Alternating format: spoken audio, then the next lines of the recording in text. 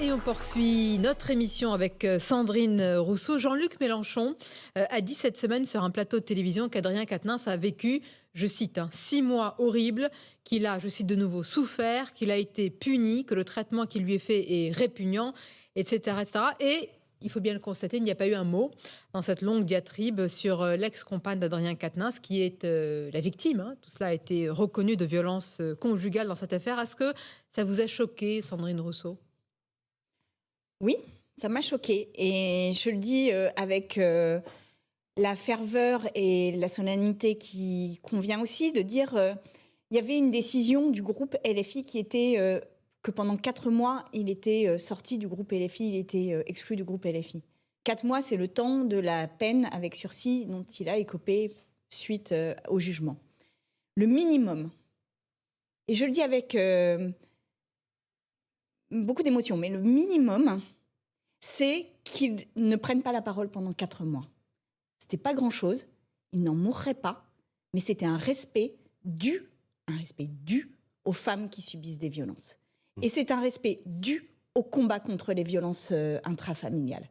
4 mois, ça n'était pas la mort d'un héros, c'était juste le respect des personnes qui sont victimes de violences conjugales. Et là, je ne comprends pas, et je ne comprends pas au nom de quoi on met l'affection pour un proche, ce que je comprends, enfin je comprends bien l'affection, mais je ne comprends pas au nom de quoi on met l'affection au-dessus de combats politiques aussi importants que celui de la sécurité des femmes. C'est peut-être que Jean-Luc Mélenchon, fondamentalement, ne comprend pas ces enjeux, vous pensez ? Je ne sais pas quel est son état d'esprit là-dessus et je ne m'avancerai pas, mais en tous les cas, moi je dis que les combats politiques ne sont pas à hiérarchiser et que le combat des femmes n'est pas quelque chose que l'on instrumentalise au moment d'une campagne et que l'on oublie le lendemain. Et en l'occurrence, là, 200 000 femmes aujourd'hui, à l'heure où nous parlons, sont victimes de violences conjugales chez elles. Que pense-t-elle quand elle voit ces images-là ? Elle pense que toute la société est contre elle. Elles pensent qu'elles ne sont pas protégées par la société. Donc non, c'est inadmissible. Enfin, c'est vraiment inadmissible ce qui s'est passé. Et 4 mois, c'est le minimum. 4 mois. C'est ce qui a été décidé par le groupe. Moi, personnellement, j'aurais préféré une sanction supplémentaire. Dont acte, c'est 4 mois. Laquelle ? 4 mois, c'est... pendant 4 mois, ils ne parlent pas. Quelle sanction ? Et vraiment, c'est une question de dignité, de décence, mais aussi de dignité de nos combats politiques. Vous auriez souhaité une sanction supplémentaire, laquelle ? Mais moi, j'avais dit qu'il fallait qu'il se représente devant ses électeurs et électrices, puisque le contrat au nom duquel il avait été élu n'était pas respecté. Mais voilà, le minimum, c'est la sanction qui a été décidée par le groupe. C'est important ce que vous dites, qu'il se représente, c'est-à-dire que c'est à ce prix-là, non, mais c'est à cette condition-là qu'il pourrait réintégrer légitimement l'Assemblée nationale. C'est-à-dire que là, il y a, selon vous, même si au-delà du délai de 4 mois, on dirait qu'il y a un parfum d'illégitimité qui plane sur lui. Les faits ont été connus a posteriori, donc je pense qu'il aurait dû démissionner et se représenter. Oui, après, si ça n'a pas été la décision collective, je la respecte, cette décision collective. Mais je dis juste, il y a une décision qui a été prise, c'est 4 mois. On ne va pas en ces images, Sandrine Rousseau, il y a certains de vos collègues qui ont applaudi, dont des femmes. Vous avez quitté l'hémicycle. Là, ce sont 2 réactions à l'opposé dans un même groupe. Oui.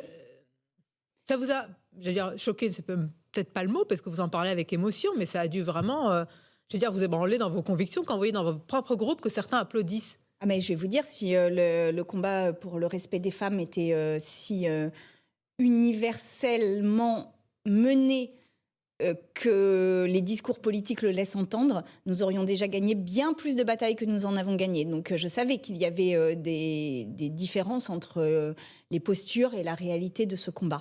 Mais là, je le dis, vraiment, c'est 4 mois. Il n'y a jamais aucun homme politique qui est mort d'avoir 4 mois de silence.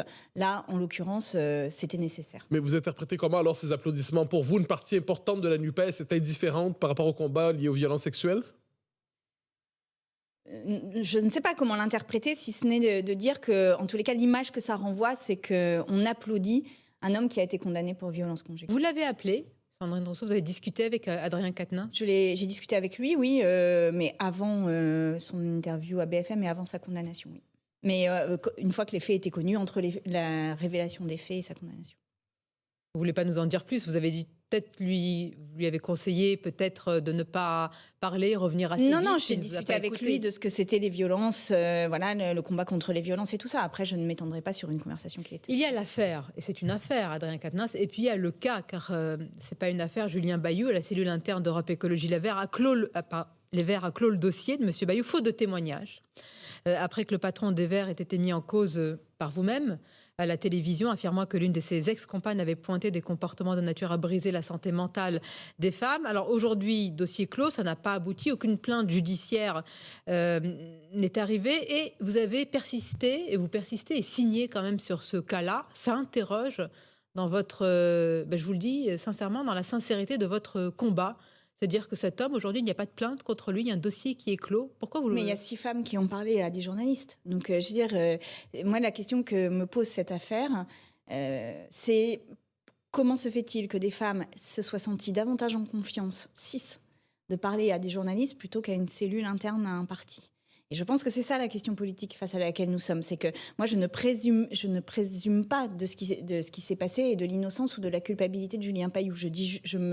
Je me positionne juste sur le processus qui a été mis en place et qui manifestement n'a pas suffi à avoir la confiance des femmes qui ont parlé et qui pourtant ont été en confiance pour parler Donc à c'est la des faute journalistes. de la cellule interne Donc, d'Europe en fait, Écologie Les Verts je qui n'a pense pas que- su recueillir. Non, mais je la pense parole que de les ces partis femmes. politiques, et on le voit avec la discussion précédente, les partis politiques aujourd'hui ne se sont pas dotés d'outils permettant véritablement de donner un espace qu'on dit dans les milieux militants safe de parole pour que des personnes puissent parler Il en y a quand toute même Si une elles en donnée. parlaient aux Est-ce que ces journalistes, femmes ont forcément raison? Mais elles n'ont pas forcément raison. Mais par contre, elles doivent être entendues dès lors qu'elles ont Donc fait elles ne la disent pas demande. forcément la vérité.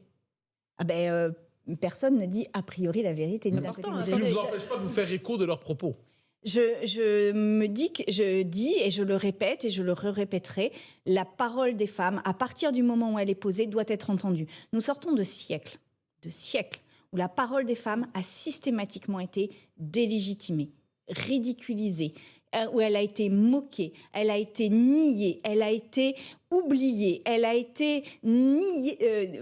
On s'est battu contre cette parole des femmes. Là, le mouvement MeToo, pour la première fois, ouvre une brèche dans ce silence patriarcal de siècles Vous de avez lutte contre les violences. Sandrine Rousseau, vous avez jeté Aujourd'hui, un nom il faut en pâture. entendre cette parole. Vous avez jeté un nom en pâture.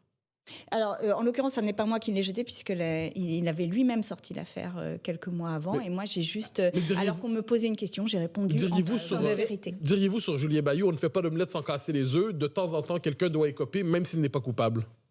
Non, je ne dirais pas qu'on fait d'omelette sans casser des œufs. et Mais je on ne peut dirais lancer son pas nom comme ça dans l'espace ça. public. Mais ce n'est pas moi qui ai lancé son nom. Ça n'est pas moi Vous qui ai avez lancé relayé son nom. l'accusation.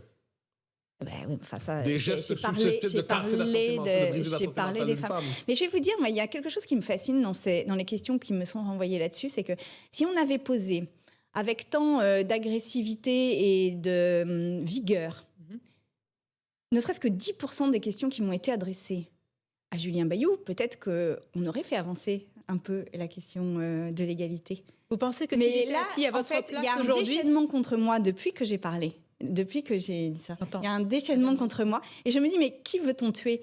Le messager ou le message? Et vous distinguez, je devine, la critique et le déchaînement. Et c'est une vraie question. vous voulez dire que si M. Bayou était à votre place là aujourd'hui en direct, on ne lui poserait pas des De questions fait, aussi ça n'a vigoureusement? jamais été le cas. Oui, encore faut-il qu'il Oui, mais, puisse être de là. fait, ça n'a jamais été le cas. Non, mais Oui, mais enfin, c'est une question, en fait. C'est une question profonde. Mais moi, ce qui m'interroge, c'est quand même, nous vivons une séquence, Madame Rousseau, il n'y a pas eu de plainte. Donc, quelles leçons devons-nous tous tirer collectivement, alors que certains Bah, ont parlé les leçons d'une que nous affaire devons- Bayou, alors qu'il n'y a pas d'affaire à Je rappelle qu'en France, le nombre de viols, là, il ne s'agit pas de viols, mais le nombre de viols qui finit par une condamnation, c'est 0,7%.